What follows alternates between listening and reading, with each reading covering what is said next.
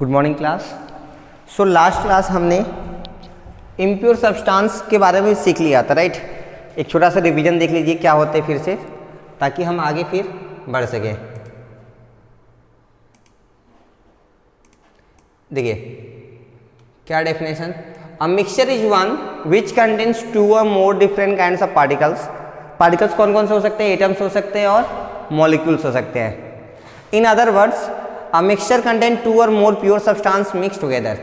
हाँ, सिर्फ मिक्सिंग से मतलब नहीं है, मिक्सिंग भी क्या होती है वो फिक्स रेशियो में नहीं होती है। यानी कि कोई 2 ग्राम है, कोई 10 ग्राम है, कोई 15 ग्राम ला रहा है, कोई कुछ भी ला के मिक्स कर रहा है। That type of thing is known as mixture. ठीक है, mixtures are of 2 types, homogeneous mixture and heterogeneous mixture. Homogeneous mixture means, हाँ, होमो का मतलब ये होता है सेम, यानी कि those type of mixtures in which the composition is same through out the solution. एक ऐसा सॉल्यूशन जिसमें कि एक ही जैसी प्रॉपर्टी हर जगह आपको मिले, that is known as homogeneous mixture. For example, yes, salt solution in water and sugar solution in water. ठीक है, आप चाहे ऊपर से टेस्ट करिए या नीचे से टेस्ट करिए या बीच से टेस्ट करिए, हर जगह आपको एक ही जैसा टेस्ट फील होगा, कलर भी एक जैसा मिलता है।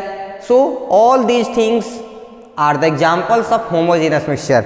Now the second part of that is heterogeneous mixture. Yes, those type of mixtures which have different composition. Otherwise हम क्या कर सकते हैं, those type of mixtures which have not same composition throughout the solution, they are known as heterogeneous mixture. For example, mixture of soil, और you can say नमकीन। घर पे जो स्नैक्स नमकीन आती है ना, उसमें कई सारी चीजें मिक्स की रहती हैं, लेकिन वो क्या फिक्स ऑर्डर है? नहीं है। That's why they are mixture and they are not homogeneous mixture, they are heterogeneous mixture. ऐसे ही सैंड एंड वाटर का सॉल्यूशन हेट्रोजीनस है, पानी में बालू लाके घोल दीजिए, हेट्रोजीनस है। क्लियर है? चलिए आगे देखते हैं। दूसरी इंपॉर्टेंस हमने क्या सीखा था? हाँ, जो प्योर सब्सटेंस होते हैं उनको फिजिकली, यानी कि हम नॉर्मली चाहें तो उनके कंपोनेंट्स को अलग नहीं कर सकते। जस्ट लाइक हमने देखा कि वाटर एक कंपाउंड है, मॉलिक्यूल में आता है, और ये प्योर है। यानी कि अगर हम चाहें कि आराम से बिल्कुल आसानी से हाइड्रोजन और ऑक्सीजन को अलग अलग कर दें, तो वो पॉसिबल नहीं है। इसका मतलब they can not be separated into their components physically. हाँ, केमिकली कर सकते हैं, लेकिन हम फिजिकली बात करेंगे तो पॉसिबल नहीं है। But in heterogeneous mixture there components can be separated with the help of physical means. For example, हमने एग्जाम्पल किसे लिया था? सॉल्ट सॉल्यूशन का ले लीजिए, शुगर सॉल्यूशन का। आप उसको हीट करिए, सारा पानी वेपर बन के उड़ जाएगा और आपका सॉल्ट और शुगर जो भी है वो पाउडर फॉर्म में आपके कंटेनर में बचा रहेगा। देखिए, आपने आसानी से घर पे वो काम कर लिया, जबकि हाइड्रोजन और ऑक्सीजन को आप अलग अलग आसानी से घर पर नहीं कर सकते। क्लियर है? दूसरी चीज, all the pure substances have fixed melting point and boiling point.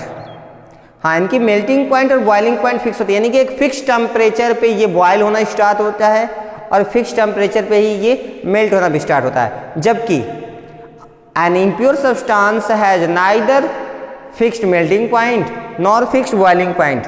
जबकि इम्प्योर सब्सटेंस यानी मिक्सचर्स की बात करें हम, तो ना ही उनकी मेल्टिंग पॉइंट फिक्स होती है और ना ही इनकी बॉइलिंग पॉइंट फिक्स होती है। क्यों? क्योंकि वो जिससे बने हैं उसी की अमाउंट फिक्स नहीं होती है। क्लियर है? चलिए, आई थिंक लास्ट क्लास में हमने आपको ये लॉजिकल चार्ट एक्सप्लेन कर दिया था। आज हमें आगे एक्सप्लेन करना है यहाँ से। देखिए, चैप्टर में एक्चुअली एंटर करने से पहले हमें 3 प्रॉपर्टीज के बारे में जानना जरूरी है। क्या?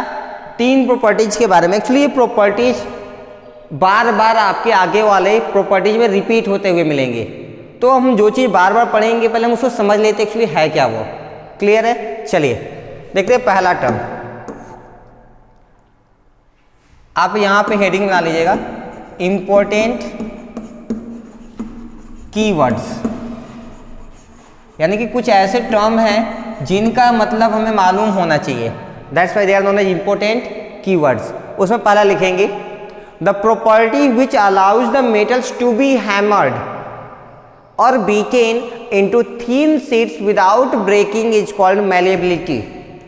यानी कि जितने भी मेटल्स हैं, जैसे आप लोहा ले लीजिए, तांबा ले लीजिए, ये सब क्या है मेटल्स है। स्टील ले लीजिए, स्टील से बढ़िया है आप आयरन ले लीजिए, ठीक है, आयरन, कॉपर, जिंक, गोल्ड, सब क्या है मेटल्स है। अगर आप इनको पकड़ के पीटेंगे, ठीक है, हैमर से लेके खूब पीट रहे हैं, तो ये टूट के अलग अलग नहीं होते हैं, ये और पतला होके फैलते जाते हैं। बात समझ आ रही है मेरी?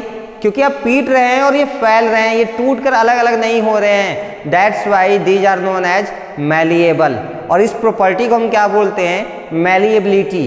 क्या बोलते हैं? मैलिएबिलिटी। एक बार फिर से समझिएगा हम क्या कह रहे हैं। मेटल्स ऐसे होते हैं कि उनको आप पीटते हैं तो वो क्या होता है? एक्सपैंड करते हैं। वो अगर मोटा सा आपके पास मेटल उसका पीटेंगे ना तो पतला होता जाएगा और उसकी चौड़ाई बढ़ती जाएगी, ठीक है।